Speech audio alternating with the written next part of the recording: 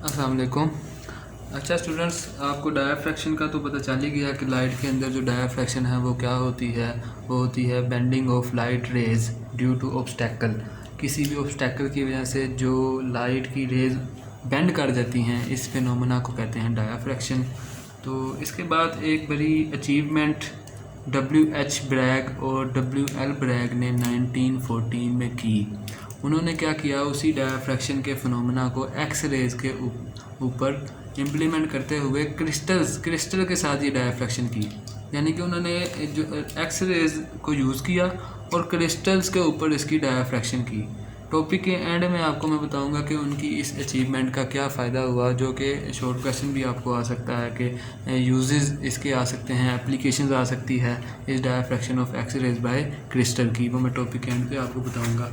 तो हुआ क्या था कि उन्होंने एक स्टडी कर रहे थे, तो उन्होंने देखा कि जो बीम है, बीम ऑफ एक्स रेज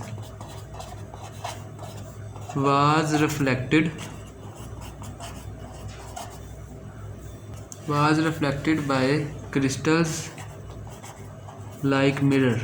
ये आपकी बुक के अंदर भी ये वाली लाइन मौजूद है कि जो एक्स रेज की बीम थी वो क्रिस्टल्स के साथ टकरा कर ऐसे वापस चलेगी जैसे कि वो एक्स क्रिस्टल क्या है, एक मिरर होता है, ऐसे वापस चलेगी। उधर से उन्होंने एक इनिशिएशन की कि उन्होंने एक्स रेज को यूज़ करते हुए डायफ्रैक्शन की। एक्स रेज क्या होती हैं? एक्स रेज जो हैं ये भी इलेक्ट्रोमैग्नेटिक रेज होती हैं। X rays is a type of electromagnetic waves.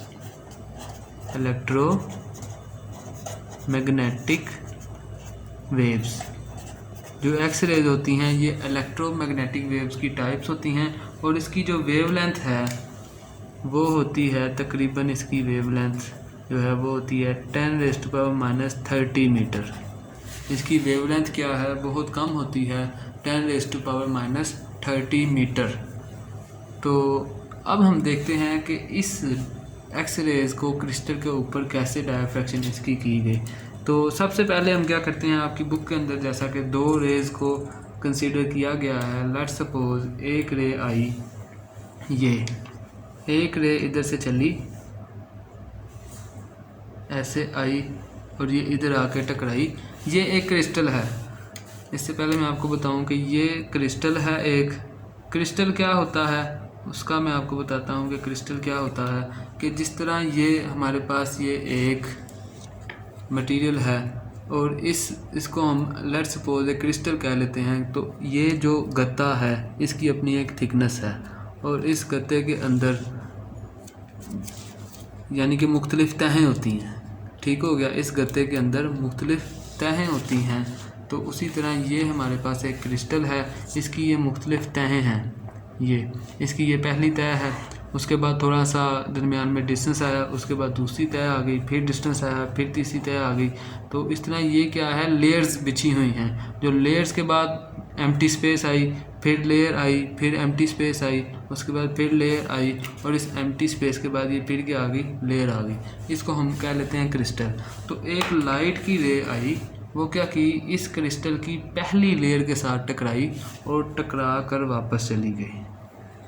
क्योंकि ये जो टॉपिक की इनिशिएशन W.H. ब्रैग और W.L. ब्रैग ने वहाँ से की थी कि जब एक्स रेज क्रिस्टल के साथ ऐसे टकराई जैसा कि मिरर होता है, तो ये रे इधर से आई, टकरा कर बिल्कुल वापस चली गई। इसको मैं कह लेता हूँ रे 1 का नाम दे देता हूँ। ठीक हो गया। और जिस पॉइंट से ये टकराई इसको मैं कहता हूँ पॉइंट ए। इस ए पॉइंट से टकराई। इसी तरह एक दूसरी रे आई, वो क्या की, इस पॉइंट से वो आई,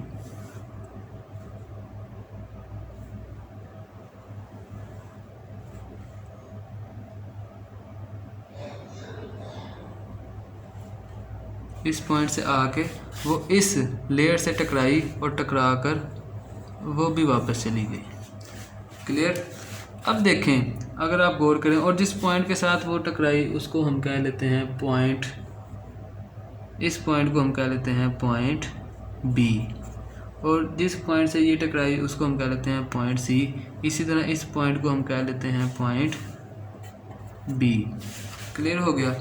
अगर आप इस दोनों रेज के ऊपर गौर करें, ये रे 2 है, ये रे 1 आई, इस पॉइंट से टकराई और ऊपर निकल गई, लेकिन जो रे 2 आई वो पहली लेयर पे नहीं और दूसरी लेयर पे नहीं बल्कि तीसरी लेयर से टकराने के बाद आगे निकल गई। या लेट्स सपोज वो दूसरी लेयर से टकराई, आपकी बुक के अंदर ये दूसरी लेयर से टकराई है, ठीक है, तो दूसरी लेयर से टकराई और वो वापस चली गई। अगर आप गौर करें तो जो रे नंबर 2 है उसने जो एक्स्ट्रा डिस्टेंस ट्रैवल किया है वो कितना है, वो है बी से लेकर सी तक, क्योंकि ये रे तो आई इधर से टकराई वापस चलेगी, लेकिन ये रे इधर से आई, अगर इसके ऊपर ये परपेंडिकुलर ड्रा करें तो इसने बी से लेकर सी तक क्या किया, एक एक्स्ट्रा डिस्टेंस ट्रैवल किया।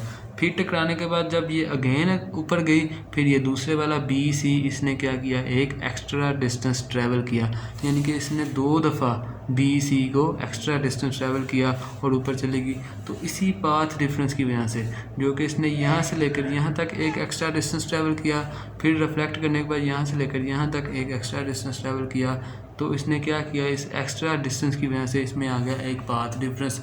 अगेन वही बात जो हर लेक्चर में मैं बताता हूँ कि जो इंटरफेरेंस है उसकी सबसे बड़ी जो मेन वजह है वो है पाथ डिफरेंस।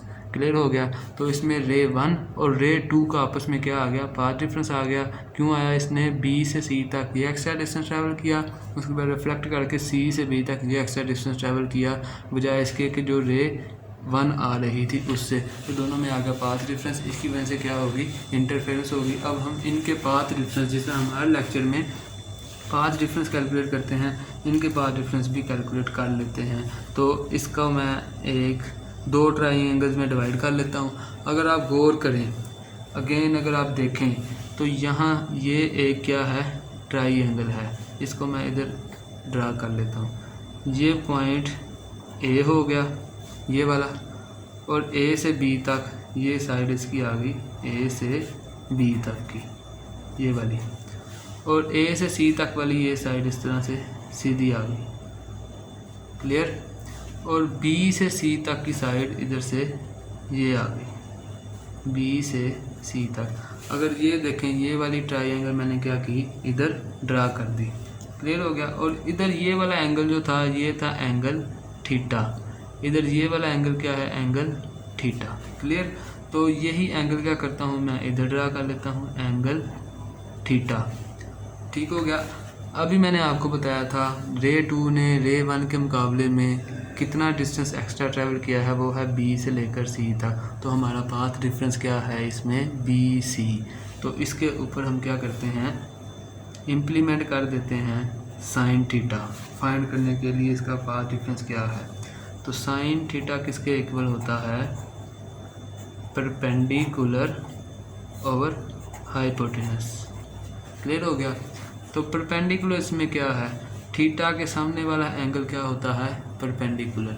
थीटा के सामने वाली साइड इसमें है बी से लेकर सी, उसको हमने बी सी इस तरह लिख दिया।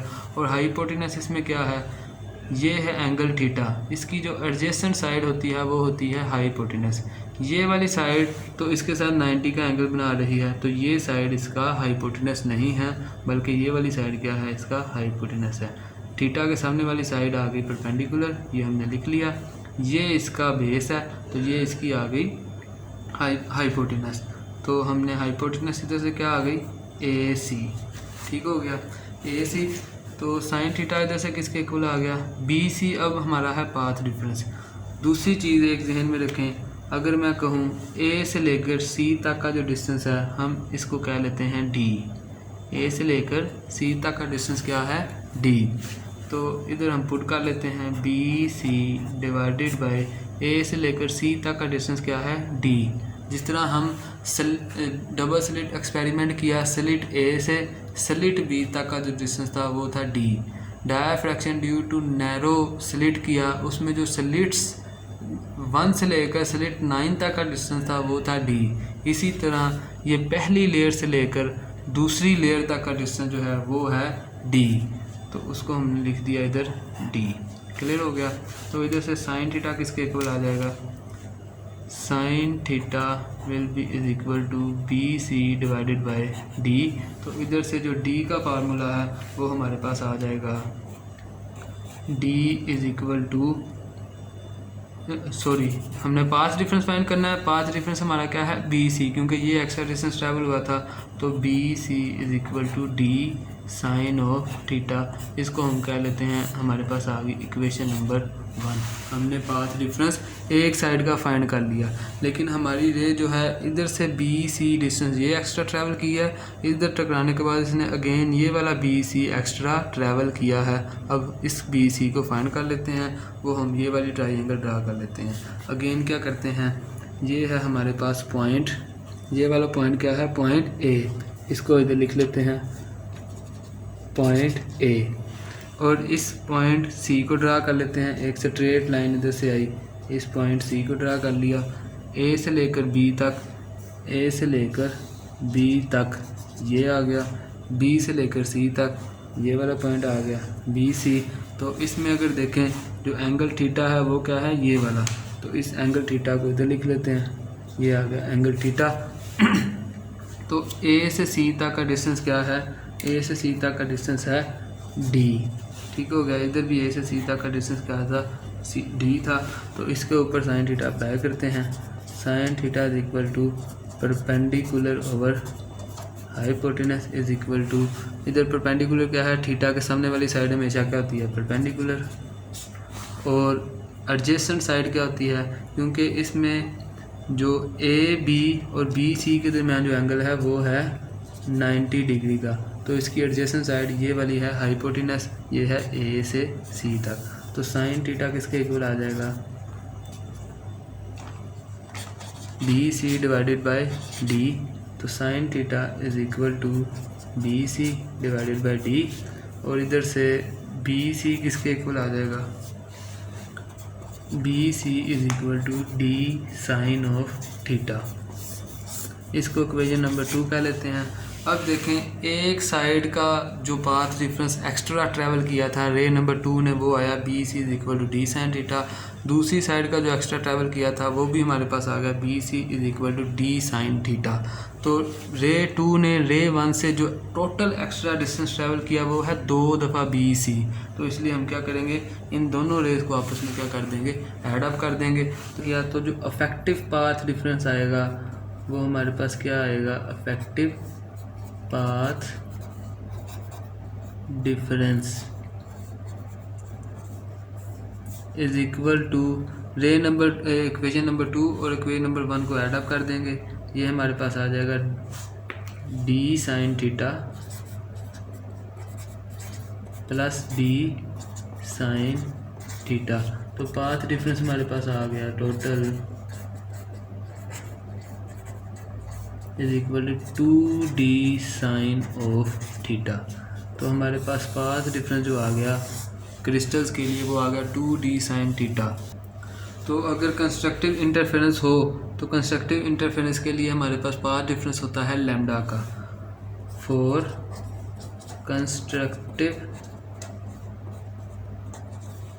पाथ डिफरेंस होता है लैम्डा। क्लियर हो गया। तो हम क्या करेंगे, कंस्ट्रक्टिव इंटरफेरेंस के लिए हमारा पाथ डिफरेंस जो है वो आया 2d साइन थीटा और कंस्ट्रक्टिव के लिए पाथ डिफरेंस होता है लैम्डा। तो इन दोनों को आपस में कंपेयर कर लेंगे। तो 2d sine theta is equal to lambda. तो ये हमारे पास इक्वेशन आ जाएगी, फाइनल इक्वेशन। और इसके साथ अगर हम n लगा देंगे तो ये आ जाएगा नंबर ऑफ फ्रिंजेस के लिए। तो यहाँ तक हमारा ये फार्मूला प्रूव हो जाता है जो आपकी बुक के अंदर मौजूद है। तो इसके आगे जो यूजेस हैं जिसकी वजह से हम कहते हैं कि ये जो स्टडी WH ब्रैग और WL ब्रैग ने की बड़ी यूज़फुल है, वो उसके बड़ी यानी कि रिमार्केबल रिसर्च की थी, वो इसके एक जो यूजेस हैं वो उसकी वजह से है। तो इसके जो 2 यूजेस हैं वो ये हैं, it can be uses to find interstructure of crystals। तो हम क्रिस्टल्स के जो इंटरस्ट्रक्चर हैं उसको इससे फाइंड कर सकते हैं। रेज को टकराएंगे, हमें पता चल जाएगा कि पाथ डिफरेंस क्या आ रहा है। उस पाथ डिफरेंस से हम उनकी 2 लेयर्स के दरमियानी डिस्टेंस को फाइंड कर सकते हैं। ये एक अलग से टॉपिक है, किस तरह और क्यों मैं आपको जस्ट हिंट बता देता हूँ कि जिस तरह रेज आएंगी जो सेकंड रे है वो एक्स्ट्रा डिस्टेंस जितना ट्रैवल करेगी उससे हमें पता चल जाएगा पहली लेयर और दूसरी लेयर के दरमियान डिस्टेंस कितना है। तो हम इससे क्या करते हैं, इंटर स्ट्रक्चर किसी भी क्रिस्टल का क्या करते हैं, फाइंड कर लेते हैं।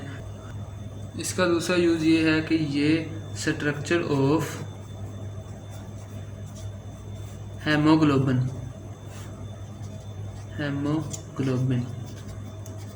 हेमोग्लोबिन के स्ट्रक्चर को भी इस तरह से फाइंड किया जाता है। उसके ऊपर हम ये एक्सरेज को फॉल कराते हैं और उससे हम क्या करते हैं, जो भी हमारे रिजल्ट आते हैं उसको कंपेयर करके उसका स्ट्रक्चर भी हम क्या करते हैं, फाइंड कर लेते हैं। एक चीज़ जो आपकी बुक में लिखी हुई है वो लिखी हुई है कि क्योंकि एक्सरेज का जो वेवलेंथ है वो है 10⁻³ मीटर। ये जो क्रिस्टल की जो दो लेयर्स के दरमियान डिस्टेंस होता है, क्रिस्टल्स की दो लेयर्स के दरमियान जो डिस्टेंस होता है उससे क्या है, कंपेरेबल है, उससे क्या है, कंपेरेबल। यानी कि ये डिस्टेंस और जो इसकी वेवलेंथ है 10⁻³ मीटर, ये आपस में तकरीबन मैच करते हैं। क्योंकि ये मैच करते हैं, ज़हन में रखें इंटरफेरेंस उसी वक्त होती है जब वेवलेंथ जो लाइट यूज़ की जा रही हो और जो डिस्टेंस d है वो आपस में कंपेरेबल हो। तो जो क्रिस्टल हैं उनकी दो लेयर्स के दरमियान जो डिस्टेंस और एक्स रेज की जो वेवलेंथ है वो आपस में क्या है, कंपेरेबल। इसलिए इसमें हम क्या कर सकते हैं, एक्स रे की मदद से डायफ्रैक्शन और इंटरफेरेंस कर सकते हैं। तो मिलते हैं इंशाल्लाह नेक्स्ट लेक्चर में। अल्लाह हाफिज़।